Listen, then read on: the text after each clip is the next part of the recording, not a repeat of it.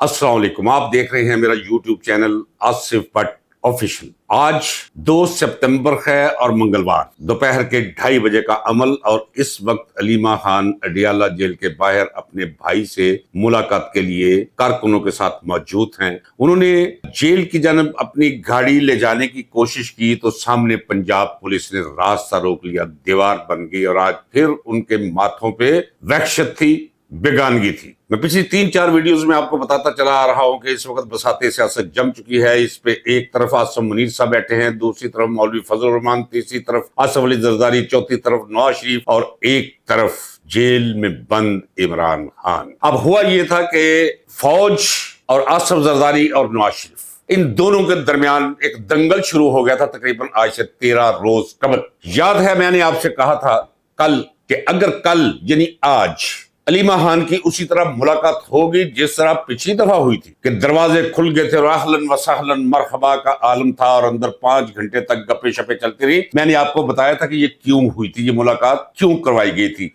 ये मुलाकात पंजाब गवर्नमेंट ने नहीं करवाई थी। पंजाब गवर्नमेंट को ठेंगा दिखाकर, उनकी औकात बताकर, ये कर्नल को कहकर दरवाजे खुलवाए गए, उन्हें अंदर लाया गया और इज्जत आबरू के साथ मुलाकात करवाएगी। वो पैगाम भेजा गया नवाज शरीफ को और आसफ अली जरदारी को कि अगर आप लोगों ने दिमाग वहीं रखा जहां रखा हुआ है कि हम एक्सटेंशन नहीं देंगे, नया चीफ लाएंगे, तो फिर नया चीफ तो आता ही आएगा, उससे पहले मैं छोड़ दूंगा शेर को, यानी इमरान खान को तुम लोगों पर। वो एक ड्रामा था मुलाकात। और मैंने कल कहा था कि अगर कल मुलाकात होगी तो इसका मतलब यह है कि जनरल आसम मुनीर और जरदारी और नवाज शरीफ एंड कंपनी के माबैन कोई समझौता नहीं हुआ। आज चूंकि मुलाकात नहीं हुई, कर्नल साहब अंदर खामोश है, वो सब कुछ देख रहे हैं, स्क्रीन पे लगा हुआ है, उन्हें नजर आ रहा है कि मोहतरमा अलीमा खान अपने भाई के साथ मुलाकात करने के लिए तशरीफ लाई है। पुलिस खड़ी है, पुलिस रोक रही है, वहशत फैला रही है, कानूनी हद से इनकार कर रही है, लेकिन कर्नल साहब खामोश है। वो नहीं कह रहे कि दरवाजा खोलो, मुलाकात करो, चूंकि GHO से अब उन्हें इशारा नहीं हुआ या हुक्म नहीं मिला। वो इशारा क्यों नहीं हुआ, हुक्म क्यों नहीं मिला?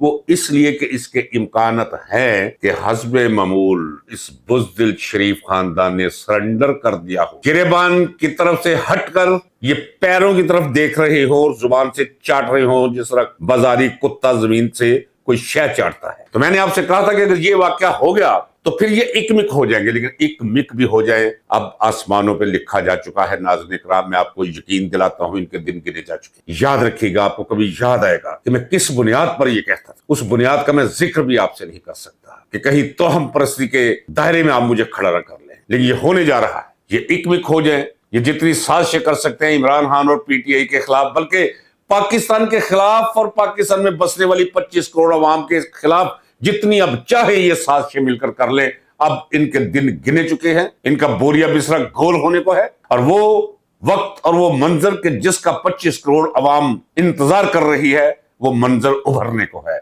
इस पाकिस्तान के अंदर। आप भी देखेंगे, मैं भी देखूंगा और सारे इंतजार में लगे हुए लोग देखेंगे उस बदले हुए मंजर को और करीब देखेंगे। इमरान खान की मजबूती, उसके अज़्म और उसके ईमान और अकीदे का आपने अंदाजा किया है कि सारे जुल्म सितम अपने ज़हन और अपने वजूद पर मुसलसल बर्दाश्त करते चले आने के बावजूद जब पिछली दफा मुलाकात हुई तो सबसे पहले उसने कहा जी कायमा कमेटियों से इस्तीफे दे दो। कायमा कमेटियों से इस्तीफे दे दिए गए, छक्के छूट गए इनके। अब अगली बात जो कही हुई थी कि मरहलावार कौमी और सूबाई असम्बलियों की नशिस्तों से भी इस्तीफे देते चले जाओ। पहला मरहला ये है कि सिर्फ हाजिरी लगवाया करेंगे कौमी असम्बली में और बाहर निकल आया करेंगे इजलास का बाइकाट करके, और बाहर आकर वो अपनी असम्बली लगा दिया करेंगे। नाज़रीन इकराम, जरा गौर कीजिए, मुझे कोई क्रेडिट नहीं चाहिए। अब तो वो मुकाम है कि ना वाह वाह जिंदाबाद, इससे मेरे नफ्स पे कोई फर्क पड़ता है और ना ही किसी जुल्म, ज्यादती या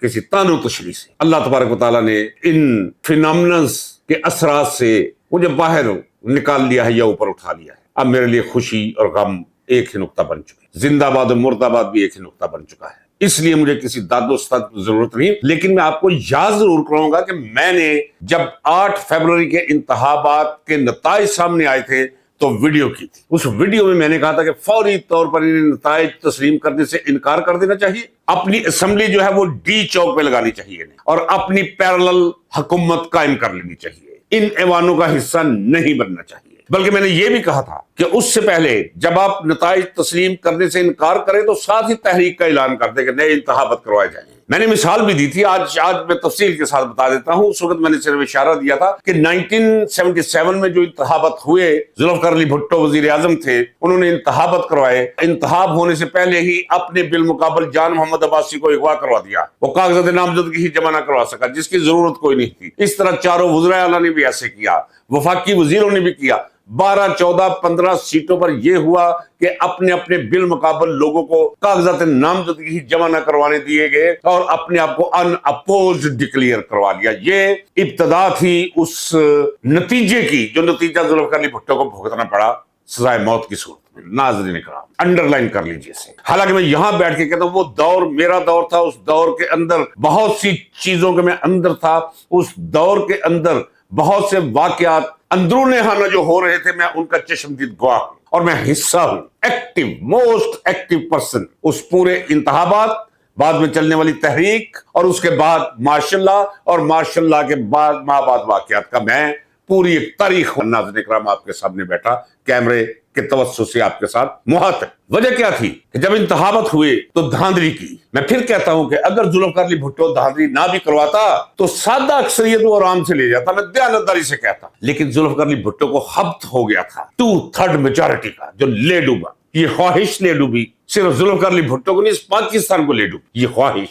کیا ہوا؟ چونکہ وہ سیاسی لوگ تھے، وہ بھی چپ کر کے جا کے اسمبلیوں میں بیٹھ جاتے نہیں، انہوں نے کہا جی ہم لعنت مارتے ہیں ایسی اسمبلیوں پہ، نئے انتخابات کروائیں، دھاندلی کے خلاف تحریک چلائیں گے۔ دھاندلی کے خلاف تحریک شروع کی، کرتے کرتے تحریک اس مقام پر پہنچ گئی، لوگ پورا پاکستان اس میں شامل ہو گیا۔ پہلے 10 لوگ بھی نہیں تھے، پہلے کیا تھا کہ ہر تحصیل اور ضلع کی سطح پر 3 لوگ کچہری میں پہنچ کر گرفتاری پیش کیا کریں۔ تو میں پاکستان کے اندر ان سب سے پہلے 3 لوگوں میں تھا جنہوں نے پہلے دن ہی گرفتاری دی چوک علامہ اقبال کے اندر۔ 10، 20، 50، 100 لوگ ساتھ تھے، پولیس نے بٹھایا اور جا کر ایک میجسٹریٹ کے سامنے پیش کیا، وہیں اور جا کر جیل چھوڑا۔ اور پھر دیکھتے دیکھتے جب کوئی گرفتاری دینے آتا تھا 500 لوگ، پھر 10,000 لوگ، پھر پورا شہر آ جایا کرتا تھا باہر۔ تحریک چل گئی پورے پاکستان کے اندر۔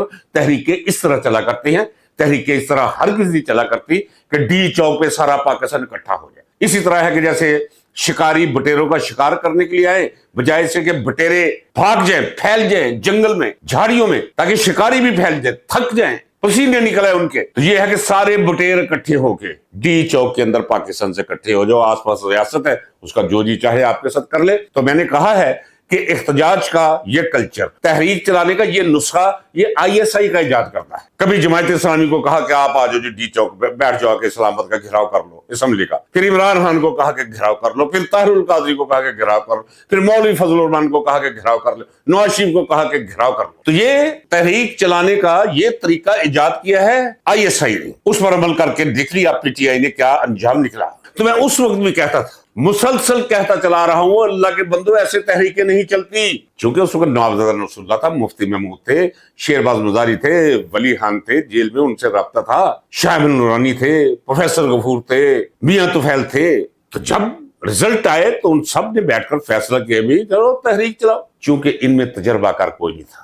PTI المیہ یہ ہے PTI کا کہ اس میں سیاست ہے ہی کوئی نہیں۔ ناظرین اکرام، کوئی نہیں۔ سیاست وکالت کرنے سے نہیں آتی، نہ سیاست پڑھنے سے آتی ہے۔ سیاست ایک طویل پا پیادہ سفر کا نام ہے، گرمی، سردی، تنگی، مصیبت، جبر، ظلم، ستم سہتے ہوئے چلتے جانے، طویل سفر طے کرنے، اور پھر جا کر سیاست کا وہ پرندہ عقل کا، جسے شعور کہتے ہیں، وہ آپ کے سر پہ منڈرانا شروع کرتا ہے اور آپ کا دماغ صحیح سوچنا شروع کرتا ہے سیاست کے بارے میں۔ آپ درست فیصلے کر پاتے ہو کہ کیا یہ تحریک چلائیں گے؟ ہو سکتا ہے یہ سارے کے سارے اندر سے بڑے ایماندار ہوں، میں کسی پر، لیکن ایماندار کی، اب ایک بندہ ایماندار ہے، آپ اسے چھری کانٹا پکڑا کے کہو جاؤ اس کے دماغ کا جا کے آپریشن کا، وہ کر سکے گا؟ کسی بہت زیادہ تہجد گزار لوگوں کے ساتھ جس کا بڑا اچھا تعلق ہے، جھوٹ بھی کبھی نہیں بولتا، اسے آپ کینچی دے کے بھیج دیں گے جاؤ آپریشن تھیٹر میں اس کے دل کا آپریشن کرو؟ اس سے زیادہ نازک کام ہے سیاست کرنا۔ تو ایک موقع گنوا دیا۔ میری نکار خانے میں طوطی کی آواز میری کون سنتا تھا، لیکن میں نے ریکارڈ بنا دیا ہے۔ جب بھی تحقیق ہوگی تو میں نے جو کچھ کہا ہے وہ ریکارڈ کا حصہ رہے گا۔ اب بھی وقت ہے، حالانکہ اسمبلیوں سے استعفے دینے کوئی اچھی بات نہیں، لیکن استثنائی صورت ہوتی ہے جب وہی جو بات اچھی نہیں وہی ضروری ہو جاتی۔ آپ کو مثال دیں گے لوگ، یہ جاہل لوگ، یہ بے ایمان لوگ، یہ 85 میں پیپلز پارٹی نے بائیکٹ کیا تھا, بالکل غلط کیا تھا, نہیں کرنا چاہیے تھا, اسے بیڑا غرق ہو کر رہ گیا سیاست کا. بلدیاتی سطح کے لوگ آج سیاستدان بنے آپ کو نظر آ رہے ہیں, سیاستدان پس منظر میں چلے گئے. اسے ذرا الگ کر کے رکھ لیجئے. ایسی صورتحال میں فوری طور پہ استعفے دے دینے چاہیے, اور وہ سارے لوگ فارم 45 کے ذریعے جو جیتے ہوئے ہیں وہ سارے اکٹھے کرو اور اجلاس بلاؤ. ادھر یہ اجلاس بلائے قومی اسمبلی کا, ادھر یہ اصل اور نقل اور اصل, یہ دیکھیں کیا بنتا ہے. اول تو ان کے دن گنے جا چکے ہیں, جب 2-4 مہینے ایسے عمل ہو تو اس کا رد عمل دیکھیے گا عالمی سطح پہ. ایک اجلاس وہ ہو رہا ہے, اندر نقلی اسمبلی, نقلی ممبران نے پارلیمنٹ, اور ایک اصلی اسمبلی اور اصلی ممبران نے پارلیمنٹ, اگرچہ یہ اصلی اسمبلی نیلے آسمان کے نیچے بیٹھی ہو, بھلے دھوپ ہو بھلے بارش ہو. اس طرح عوام کے شعور کو مہمیز دی جاتی ہے, تحریک دی جاتی ہے, پھر آہستہ آہستہ لوگ آپ کے ساتھ آ کر ملتے ہیں. آپ اسی اسمبلی میں جا کے بیٹھے ہو جو جعلی ہے. اسی طرح جس طرح کوئی مجہول النسب بچہ ہوتا ہے جس کے باپ کا پتہ نہ ہو, اسی حیثیت کی یہ اسمبلی ہے, آپ اس کا حصہ ہیں, اس میں بیٹھتے ہیں. جا کے کیا لینا ہے وہاں بیٹھ کے؟ آپ کے وہاں بیٹھنے سے ملک کا نقصان ہوتا ہے, قوم کا نقصان ہوتا ہے. ان لوگوں کو جواز ملتا ہے جو ناجائز طور پہ قابض ہے اس ملک کی حکمرانی پہ اور اس ملک کے طاقت کے لیور پر. مبارک ہو عمران خان کو, جس نے اپنے ساتھیوں کو کہا کہ اب منتخب اداروں سے بھی مستعفی ہو کر باہر آ جائیں. اچھی موو ہے, اس کے نتائج بھی اچھے نکلیں گے. ناظرین کرام, وقت بہت کم ہوتا ہے, کیا کریں. کچھ دوست ہیں وہ کہتے ہیں کہ آپ بولتے رہا کریں, ہم سنیں گے, 6 گھنٹے بھی بولیں ہم آپ کو, وہ کتنے ہوں. لیکن زیادہ عادت تو یہ پڑ چکی ہے نا, بس آگے چلتے جاؤ. میں کوشش کرتا ہوں کہ میں اپنی ویڈیو کو ذرا محدود رکھوں. آئیے ایک سبجیکٹ میں اور لے لیتا ہوں. وہ سبجیکٹ اس لیے نہیں کہ کوئی سرکاسٹکلی میں کچھ کہنا چاہتا ہوں, کوئی طنز کرنی نہیں. ناظرین کرام, اس سیاست کے اندر کتنا چھوٹا پن, کتنی غلاظت اور کتنا خالی پن داخل ہو چکا ہے, یہ آپ کے لیے بھی سوچنے کا موقع ہے. حالانکہ یہ بات کل کی تھی, کس جگہ پہ کھڑے ہو میں سن بھی رہا تھا کہ یہ بی ٹک ٹاکر, یہ ٹک ٹاک جیسی چھوٹی چھوٹی کلپس بنا کر اپنے وہ آن ایئر کرنے اور اسے مزے لینے والی, جسے پکڑ کر وزیر اعلیٰ بنا کر آپ کے سر پہ تھوپ دیا گیا ہے, اور آپ کے لیے میرے لیے ایک چیلنج ہے. ناظرین کرام, 70,000 ووٹ سے ہاری ہوئی ہے یہ مریم, باپ اس کا ہارا ہوا ہے 79,000 ووٹ, 79,000 ووٹ سے یاسمین راشد سے. اور وہ کیا کہہ رہی ہے ذرا غور کیجیے. اس نے کہا کہ حالانکہ انہوں نے اپنی مل بچانے کے لیے آس پاس کے گاؤں ڈبو دیے, یہ طے شدہ بات, لیکن جھوٹ بولنے میں بھی ان کا ثانی کوئی نہیں. میں نے دیکھے ہیں ایسے جھوٹے بھی دیکھے ہیں جنہیں دیکھ کر صرف کانوں کو ہاتھ لگائے بغیر کوئی چارہ ہی کوئی نہیں ہوتا, کوئی دلیل نہیں, کوئی جملہ نہیں کہتا. یہ بھی اس قدر کا جھوٹا خاندان ہے, اور اتنے پکے پیری جھوٹ, پکے پیری نہیں بولتے, پکڑا جاتا ہے نا. اس نے کہا جی ہماری مل اگر ہوتی تو وہ ڈوب رہی ہوتی تو میں کہتی کہ نہیں, پہلے آپ دیہات بچائیں, دیہات کے مکینوں کو بچائیں, میری مل ڈوبتی ہے تو ڈوبتی رہے. المیہ ان کا یہ ہے کہ ان پہ کوئی اعتبار ہی نہیں کرتا. جب یہ ایسی بات کرتے ہیں تو لوگ ہنستے ہیں اور 100 باتیں کرتے ہیں. ان کے پاس کریڈیبلٹی نام کی کوئی چیز ہی نہیں. تو لہٰذا یہ پوسٹر لگا کر اپنی شکلیں دے کے, پٹھے سدھے بودے واہ کے پوز بنا کے, اس کیا ہے ماں سوا اس کے مزید لوگوں کی نظروں میں یہ گر رہی ہے. خالی خود نہیں گر رہی, اور اپنے باپ کو مزید گرا رہی ہے. یہ وہی بی بی ہے جسے پوچھا گیا کہ جی آپ کی فلاں, اس نے کہا جی میری بیرون ملک کہاں جائیداد ہے, میری تو پاکستان میں 2% کی جائیداد ہے. پھر میں ایون فیلڈ پاناما کے اندر تین کمپنیز, 6 تہوں کے نیچے جو نام نکلا وہ مریم نواز کا نکلا, جو اس کی بینیفیشری. پاکستان کے اندر جائیدادیں, یہ لندن کے اندر جائیدادیں, وہ سب کچھ نکل آیا. اور اسے تو چھوڑے, یہ اس باپ کی بیٹی ہے جسے پوچھا گیا بھی یہ تو اربوں خربوں روپے, اربوں نہیں خربوں روپے, یہ جائیدادیں کہاں سے لی ہیں. عدالت نے پوچھا بھی کہ وہ منی ٹریل دے, پیسے کیسے باہر لے گیا ہے, کہاں سے تیرے پاس آئے, کیا اس کا تو نے انکم ٹیکس دیا, شو کیے, پیسے کہاں سے آئے. تو ایک پیڑی جی شکل والے قطری کو لو خط لوہا کے دے دیتا, جناب قطری دا ہاتھ ہے, قطری لکھا کہ نواز شریف ولد فلانا شریف میرا دوست ہے, میرا بھائی ہے, اسے میں اپنی طرف سے 14,000 کروڑ روپیہ پاکستانی جو بنتا ہے وہ میں نے دیا ہے, حیراتن کوئی بات ہے, یا آریتن یا گفٹ کے طور پہ وہ قطری کہا. یہ ہے وہ خاندان, کوئی کریڈیبلٹی نہیں ہے اس کی. تو مریم نواز کا یہ کہنا کہ اگر میری مل ڈوب رہی ہوتی تو میں دوسروں کو بچا لیتی, بالکل جھوٹ. یہ سارے پاکستان کو ڈبو دینے والے ہیں اپنے 2% کے.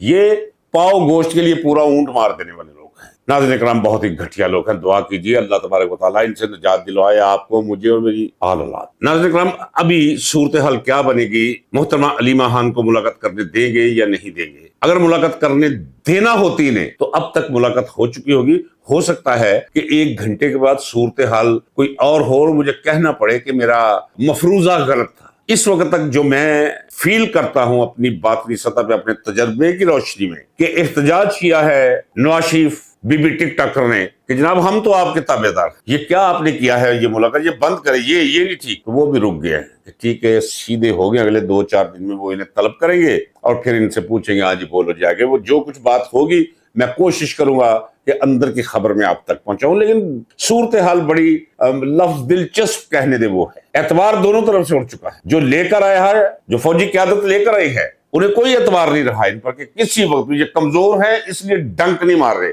अगर इनमें थोड़ी सी भी ताकत हो तो सीधा माथे पे आकर ढसेंगे। ये पता चल गया है उन लोगों को जो इन्हें लेकर आए। और इन्हें ये पता चल गया है कि अगर फौज ने बराह रास्त मुल्क पे कब्जा जमा लिया, यानी मार्शल लॉ लगा दी, तो हमारी शामत आ जाएगी। हमने क्या करना है, भागना का, भागने की कुछ जगह नहीं मिल रही। नाज़रीन इकराम, यार देखिए, अजाब देखिए। मैं कहता चला रहा हूं ना, खुदा ऐसियां कामयाबियां, ऐसे अरूज ना ही अता करे जिसका अंजाम ये हो जो इस खानदान का हुआ है। इक़्तिदार को छोड़े, इस पूरे बर्र-ए-सग़ीर पे हुक्मरान तो वो भी ऐसा रहा है, खिसरो खान उसका नाम था। जरा पढ़ लीजिए वो कौन था, उसके अदातो तवार क्या थी, उसके अमराज क्या थे। वो भी हुक्मरान रहा है पूरे बर्र-ए-सग़ीर का। नाज़रीन इकराम, जो मुबारक खिलजी को मार के इक़्तिदार पर कब्जा कर बैठा था, ये छोड़े कि ये मुक़्तदिर हैं, ये उसमें है, लेकिन है जलील। और अगले वक्त में जिल्लत इस तरह कि तारीख में शायद इतनी जिल्लत किसी के हिस्से में आई हो जितनी जिल्लत इस खानदान के हिस्से में आने वाली है। रुसवाई भी, जगहंसाई भी और बेसरोपाई भी। इजाजत दीजिए नाज़रीन इकराम, मिलते हैं अगले व्लॉग में। पाकिस्तान पाइंदाबाद।